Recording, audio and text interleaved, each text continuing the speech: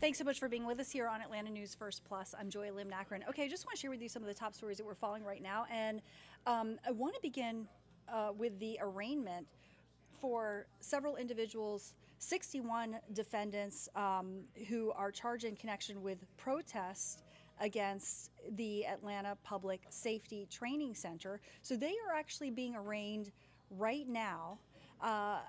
Here is a soundbite from one of the individuals who we interviewed a short time ago. People put their bodies on the line and put their courage and their house on the line in order to stop this construction. And if we in the public still see this as domestic terrorism, then we must challenge our moral code and compass. And again, that arraignment is happening right now as we speak. And so this, again, it's 61 defendants who are charged in sometimes violent efforts to stop the construction of Atlanta's Public Safety Training Center.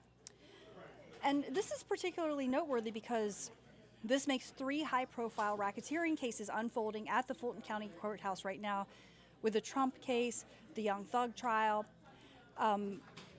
So these 61 individuals connected to what they call the Cop City protest are charged with violating Georgia's RICO Act. Some of them also charged with domestic terrorism, attempted arson, money laundering. And opponents just say that they believe the training center will lead to militarization of police. And some say it will disrupt what they call an urban forest.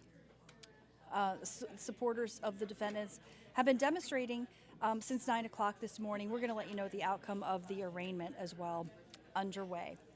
Also, meanwhile, I want to let you know that former President Donald Trump is expected to take the stand at a civil trial in New York. He's accused of fraudulently inflating the value of his properties to obtain loans and other benefits. And this high-stakes case could cost the former president control of some of his marquee properties, including Trump Tower. Who you're looking at there right now, that's John Eastman, though, one of the co-defendants of the Georgia election interference case. And he actually could face years in prison. He is a former advisor to the former president, and he's saying he's innocent, even though many co-defendants have said, you know, they're working out plea deals. John Eastman is insisting he's innocent. He says he was never guilty of anything. He says if he was guilty of anything, it was giving bold legal advice to the former president. He is really a little-known law professor, or was, who found himself at the center of history among the architects of President Trump's bid to stay in power. And in November of 2020, Eastman is believed to have joined Rudy Giuliani's effort to persuade 7 states to withhold certification of Joe Biden's victory. 2 days before the electoral votes from each state were counted, Eastman claimed then Vice President Mike Pence had the power to stop the count and return the votes to the states for reconsideration. Delay to let them finish their investigative work and make a determination on whether the illegality had affected the outcome of the election. And if it didn't, to report back so that we could have some more certainty about the validity of the Biden electors. But if it did, then we wanted to make sure that the person who actually won the election was the one that was certified. And again, Eastman has pleaded not guilty to his charges here in Georgia. This is a major story that we're going to continue to follow here on Atlanta News First and Atlanta News First Plus. All right, here's a positive story I just want to share with you. Southwest Atlanta has a new playground, and it's designed to be inclusive for kids of all needs, whether they have physical, mental, or social differences. And Kaboom brought this playground to the Andrew and Walter Young Family YMCA. It's an effort to show that we matter in the South Side, that our children matter, and that we're going to do all that we can to make sure they have safe places to play. YMCA says the new playground is part of a larger renovation that is happening at its building on Campbellton Road.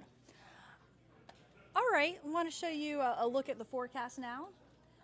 And we have First Alert meteorologist Rodney Harris telling us what's going on with this weather, because honestly, it feels amazing. It does feel amazing, but what you're seeing right now, Joy, is something that we're concerned about. This is our drought monitor, and as you can see, Metro Atlanta, we're still in a moderate drought, which isn't terrible, but as you go further north, into northwest Georgia, an extreme drought is in place, essentially meaning we really need some rain, especially in northwest Georgia. So that'll be really our focus this week, is letting you know when that rain will arrive. It's been a while since we've seen measurable rain in the city of Atlanta. Now, by measurable rain, we mean official rainfall that's taken at Atlanta Airport. That's the official rain for Atlanta.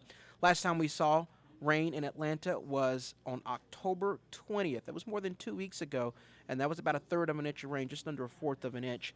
So that gives you some perspective of how long it's been without rain. And it's really nice that we can have dry days, but we do need some rain. Our deficit right now for the whole year is more than 7 inches. The last time I gave you this update, we were at like 5 inches. So as you can see, we continue to kind of get worse. So we will get the rain. I'm going to talk about our rain chances in less than 60 seconds, but I do want to point out that today is going to be a really nice day. As you can see, we're mostly sunny. We started in the 40s, but temperatures will warm into the 70s this afternoon. We'll spend most of the afternoon in the 70s. 76 will be your high temperature today. And then this evening, we'll drop back down into the 60s by 6 o'clock. If you're out to dinner around 7 o'clock, 66 degrees. Headed out to dinner, you might need that jacket, as temperatures will eventually drop into the 50s throughout the evening by about 9 o'clock. So here's a look at our surface map. Right now, high pressure is in control across the southeast. That's been the case for like a week now. That high pressure, remember, the wind flows clockwise around these highs, so we're getting a south-southeasterly wind that's bringing in the warmer temperatures from the south. That's why it will be above average this week temperature-wise. But more importantly, that warmer wind is also bringing in moisture from the Atlantic and the Gulf of Mexico, and that moisture will have a lot of time to build. That's been our problem over the past couple of weeks. It's been really, really dry. So even when we've had the cold fronts, there really hadn't been enough moisture to produce rain. But we have a whole week for that moisture to kind of build up across North Georgia. And by Friday, when our next cold front moves in, it'll lift that moisture and give us some showers finally in North Georgia. So here's our forecast model. We're going to start this on Friday morning. At this point, it looks like the first half of Friday is dry. The second half of Friday is when our rain chances will increase. Right now, that coverage is at about 40%, and it looks like that rain could linger into Saturday morning. In terms of your actual rainfall totals, this is just one model, but as you can see, not much. Like a trace, maybe half an inch of rain in some locations, but not a ton of rain. As we go to your 7-day forecast, I do want to point something out. So we have a 40% chance of rain on Friday and a 20% chance of rain over the weekend. One of our models is showing basically the front moving through on Friday with rain, maybe lingering into Saturday morning, and then we're done. However, a second model is showing that rain actually lingering through the weekend. And that's why we have that slight chance of rain in your forecast on Saturday and Sunday. It's possible that the rain may actually linger longer. We don't want the rain over the weekend, but we need it. So that's why that 20% chance is there.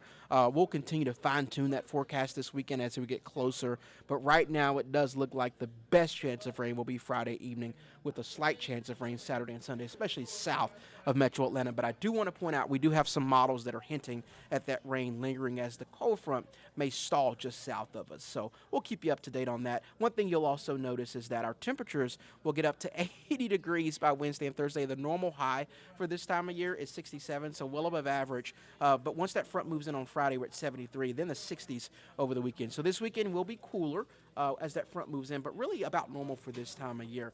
So this week, it's like spring. I mean, last week we were in winter. Remember, our lows were in the 20s last week. This week, highs will be in the 80s, so it's a really good week, dry for much of the week. But if you have any plans on Friday night, circle that on your calendar because you'll likely get wet with at least some showers. So we'll keep you up to date on those rain chances in the First Alert Weather app. We hope you guys have an amazing Monday, and until next time, we'll see you soon.